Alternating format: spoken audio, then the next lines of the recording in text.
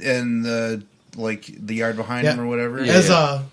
As I heard someone refer to it as the Mangle expert.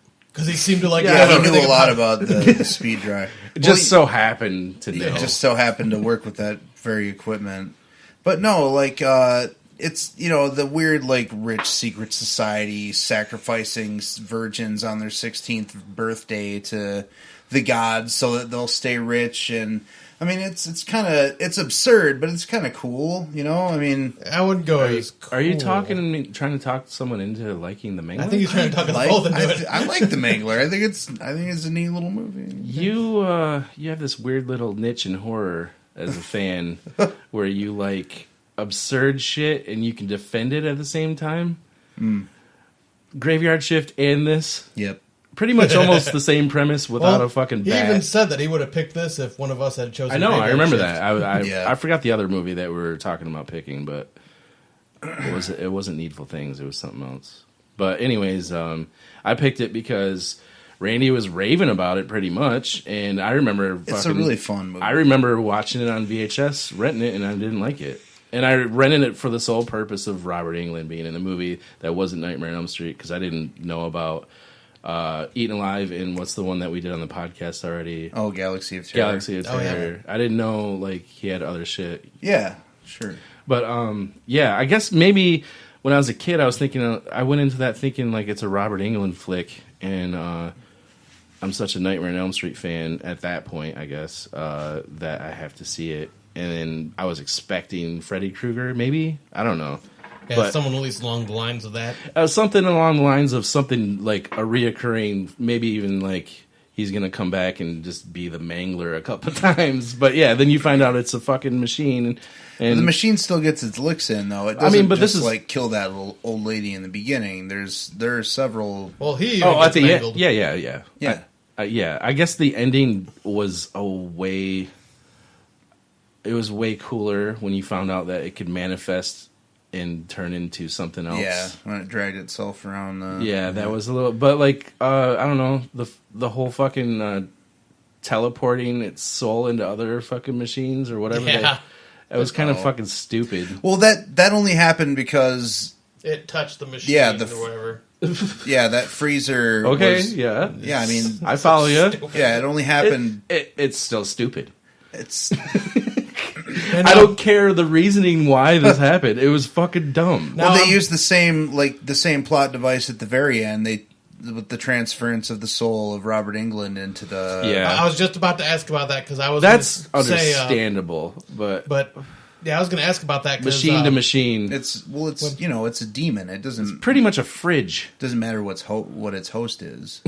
Yeah, I was going to ask about that. It goes from the Mangler machine... I'm sorry, hold on, shut up. Can we talk about when I killed the fridge? I'm sorry. You know what? Hold on a sec. I've been sitting here patiently and waiting, and I killed this fridge, it's okay? A TED Talk. Thank you.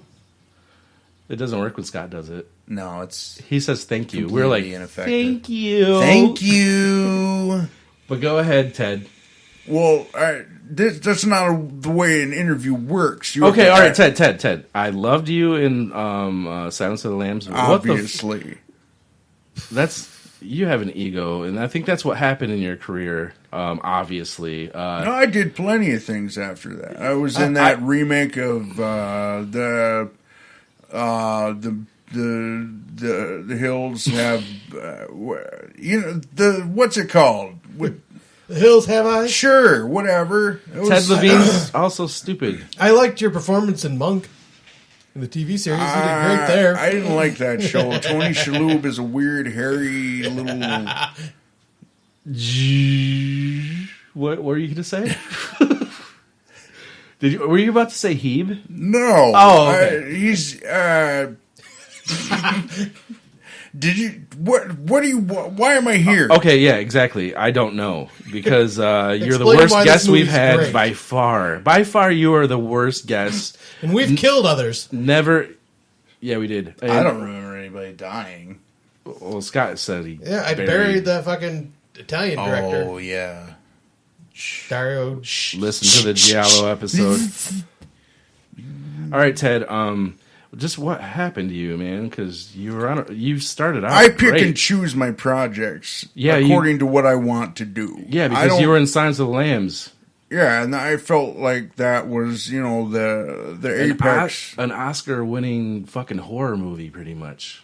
That's never happened. Yeah, and so I felt like, what else do I need to do from here? I'm done. I think I'm done too. Yeah, your career is done too. Yeah, absolutely. Yeah, I'm going to take my chair back now. Good. Get Ted out of here, actually. Ted Levine's going to have to leave. He's kind of a dick. He was a dick. He came off like Adam Levine. It's weird. The character, I think his character in The Mangler was just him being him. Right. Yeah, I mean, I saw him over there munching antacids, so...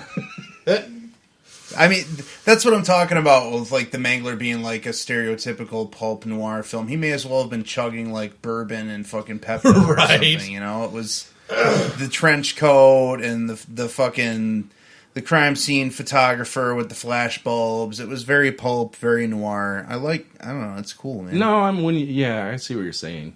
There's good things about this movie, but the premise... It's absurd. It's completely absurd to think that there's like an elitist group that sacrifices 16-year-old virgins to a fucking speed dryer to maintain their wealth and position. So goddamn stupid. Oh, Jesus. I don't even know how Stephen King came up. I know. Like, when did he write the book? The Mangler... Let's see here. It had to be in his drug days. Yeah, something. it had to be in like the late 80s or something. Because I'm like... he wrote the story in 1972. It was pretty early on. Oh, okay. He was still kind of innocent. Yeah, pretty early on in his But writing. I'm just like, I go do laundry at Jan's dry cleaning, and I'm like, I wonder if there's any Mangler shit happening here when I'm not around. Yeah, it's totally absurd, and he goes full retard at one point in the movie. And you never go full retard. Yeah, you never go. What? Oh, retards off the books? No, we're movie not I referencing Tropic Thunder. that movie. Oh, okay. I thought you were shunning the name retard. No, you can say retard all you want. But we're not going to talk about Tropic There's Thunder. spoiler alert, not really, I guess. But when they thought they killed the machine, he's like goes full retard. We did it. I was just like, what the fuck, Ted? Yeah, and that's the part. Hey, now listen, my acting in that I worked for Jonathan Demme, all right? Yeah. I was in an award-winning film. You're coming off like Jonathan Dummy right now. Because you went full retard. It was pretty retarded. Yeah. And then, like I said, the sets were great. Maybe I should leave all this stuff for my review. But pleading at the end to a death machine to leave the girl alone. Take me! Leave her alone! Like, what? Like a death... it has a singular purpose to consume its sacrificial victims, so... But a machine comes to life and is, like, chasing them down, like, a sewer. See, this is the part... The weird, cool catacombs, like, with the spiral that staircase. Was actually awesome. Yeah, like... The fucking, like, the shots in that, the lighting and everything in that. Yeah, because this is the part I was having to go off memory, because Cody, for some reason... kept freezing up towards that last 10 minutes. Thank you. Fuck what you. were you talking about? I don't remember. Like when the Mangler came to life, I was like, "What the fuck is going on?" Are you really upset? No. Okay. I didn't remember any of the ending at all. Like I didn't remember the fucking thing coming to life and chasing them around and stuff. That was actually the fucking redeeming part of the movie. It's like, sweet, you don't have to fucking iron fucking sheets to get eaten. It'll come after you finally. Yeah, that actually made it like a threat. Yeah, exactly. Yeah, just don't fucking... you want to talk about Christine. Yeah, exactly. Just don't fucking... just don't be in the same building. Yeah, don't even stand by. You could be in the building, but stand 10 feet away from it. Right. So stupid. I can't even reach you with my steam hose. But that's what I'm saying. It redeems itself at the end because it can chase you through a sewer or whatever the fuck it was. How this is the exact same thing with Graveyard Shift. Catacombs. Yeah, but they're built. They have their first floor, and then all of a sudden there's some weird, crazy, evil shit underneath. What the fuck? Just some kind of fucking temple or something. Yeah, and that's that goes back to the storyline about the secret society and who knows how long they've been around and blah, blah, blah. Yeah. All right, well, we're 20 minutes deep, so review time. I picked it, so I will... This is going higher than Graveyard Shift, just because... Wow. You think that... I don't care what you think, actually. I'm going to give this a 7. There was some really... There's a scene where Ted Levine, Mr. U... What? You want me to come back now? You're not leaving.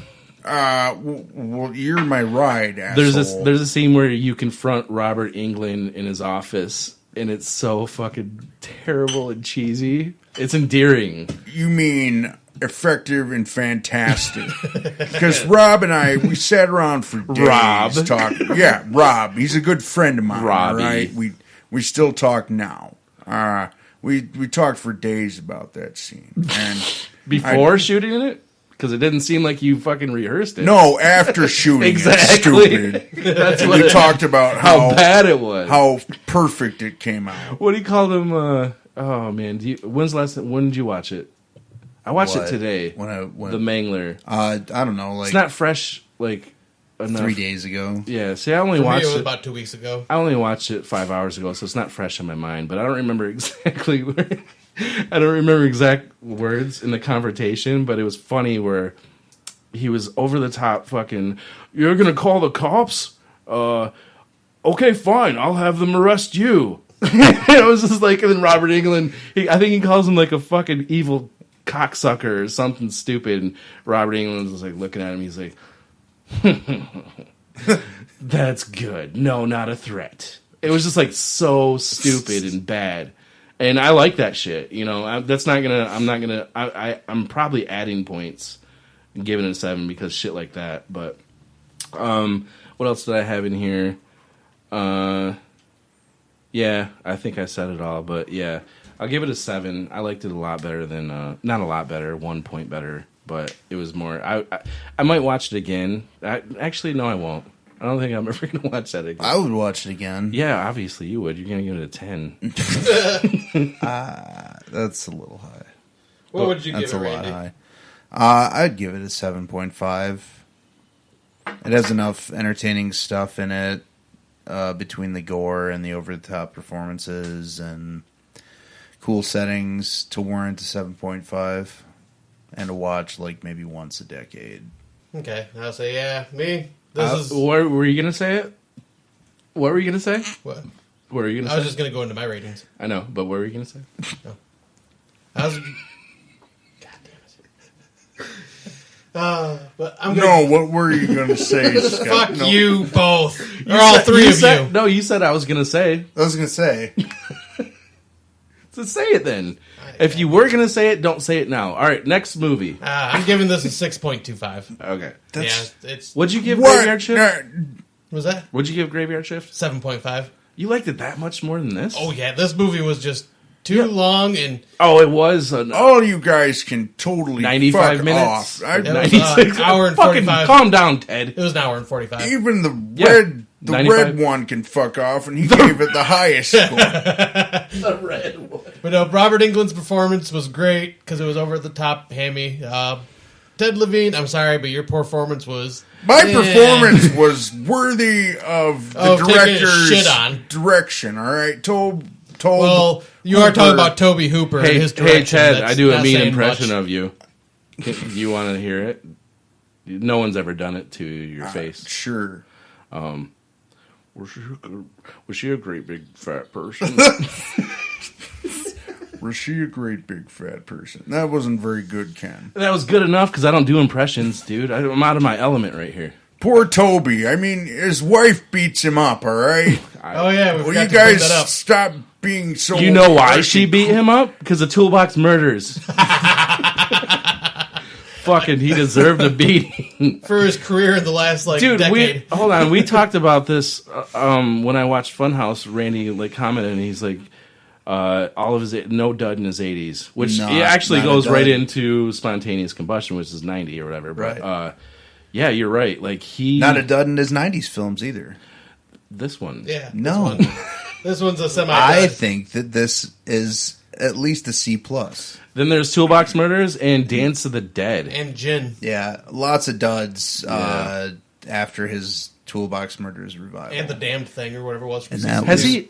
your idea. Because I remember like